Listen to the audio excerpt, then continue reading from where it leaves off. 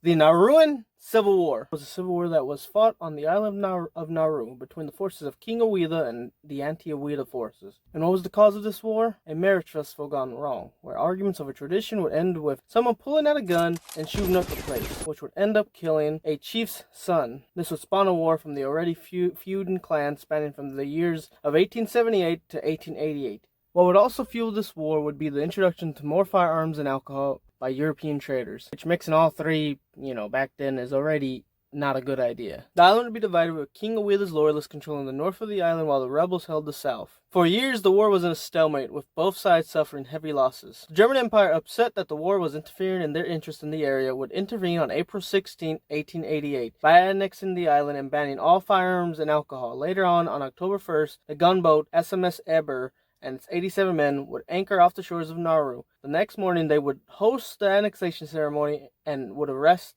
the remaining chiefs, threatening to execute them if the remaining firearms and ammo were not surrendered in one day. The next day, nearly 800 weapons and thousands of rounds of ammo were given up and confiscated by the German forces. With the war over, the population fell from 1,400 down to 900, which is almost a 40% loss in population. And also thinking about it, if they confiscated almost 800 firearms and there was 900 men, or, people left, they had almost, I'm not going to do the math, but I would say close to or more than 90% of the population owning weapons of some form. Also, King Awida was restored to the throne, thus marking the complete end to the Nauruan Civil War, and with that, a big lesson was learned. That the lesson?